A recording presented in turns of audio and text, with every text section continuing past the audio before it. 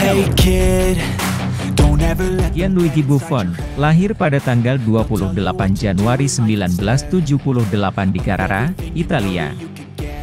Buffon terlahir dari keluarga atlet. Ibunya yang bernama Maria Stella adalah seorang atlet pelempar cakram. Sedangkan ayahnya, yang bernama Adriano, merupakan seorang atlet angkat besi Italia yang terkenal.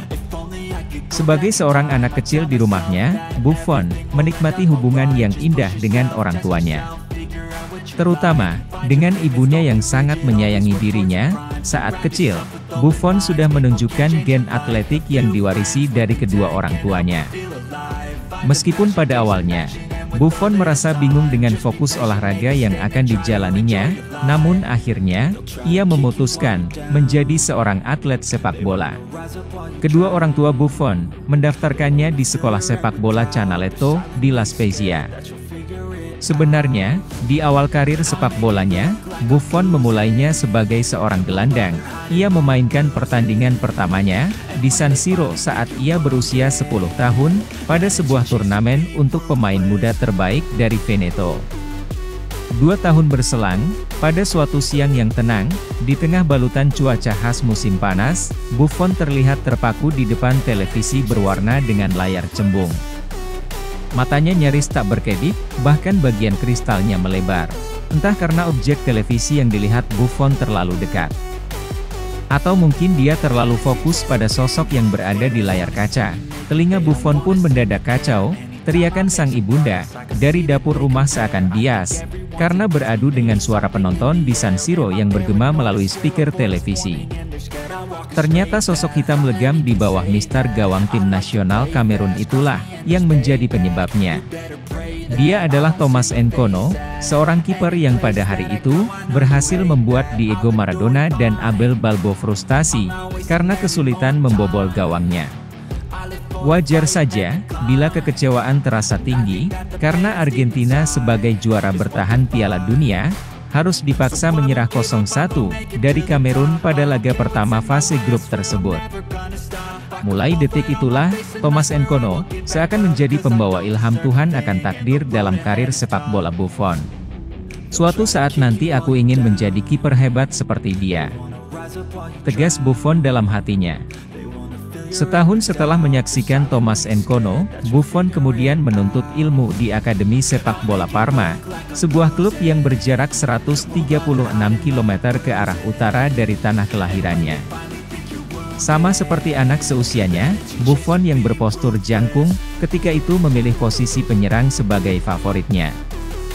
Entah karena alasan apa, pelatih Akademi Parma melakukan sebuah spekulasi yang berdampak langsung pada karir Buffon. Buffon diminta bermain sebagai kiper. Beruntung penampilan perdananya di bawah mistar gawang, berhasil membuat pelatih terkesan. Sejak saat itu sampai sekarang, Buffon tetap bermain dan menuai kesuksesan sebagai penjaga gawang. Saya menjadi kiper karena terinspirasi oleh Nkono. Dulunya saya seorang penyerang sampai umur 13 tahun. Suatu hari, saya diminta untuk mengawal gawang, dan beruntungnya ketika itu saya tampil bagus. Kenang Buffon menceritakan masa lalunya. Bakat Buffon di tim junior, rupanya langsung terendus oleh pelatih tim senior Parma. Secara mengejutkan, sang pelatih langsung memasukkan nama Buffon untuk melengkapi kuota kiper di tim senior. Disitulah, Buffon akhirnya mulai mengenal Filippo Inzaghi, Fabio Cannavaro, Dido Baggio, hingga Gian Vanzola. Tanggal 5 November 1995, kemudian menandai debut Buffon di bawah mistar gawang Parma pada usia 17 tahun. Hebatnya, ketika itu Buffon tampil apik saat Parma menjamu AC Milan.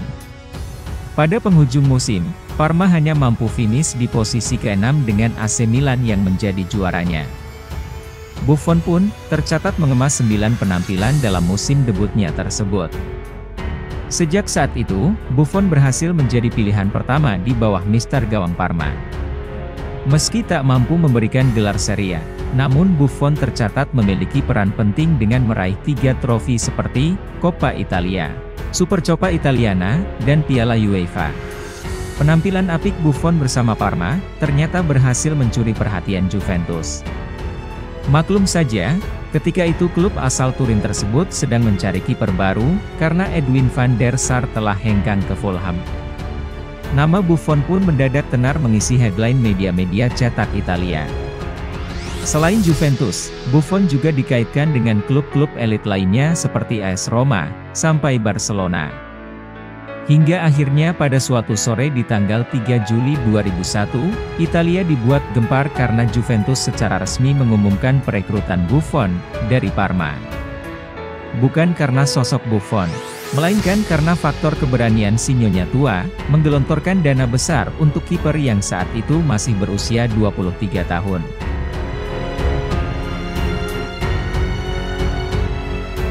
Mahar sebesar 53 juta euro atau setara 758,12 miliar rupiah. Membuat Buffon menjadi kiper dengan biaya transfer termahal di dunia. Untuk ukuran tahun 2001, tentu saja biaya tersebut bisa disebut sebagai mega transfer. Di bawah mister gawang Juventus, penampilan Buffon semakin mengesankan. Ia pun berhasil mempersembahkan berbagai gelar dan trofi bergengsi untuk si nyonya tua. Saat ini, Buffon telah menjadi salah satu pemain veteran yang masih aktif bermain bersama dengan PSG.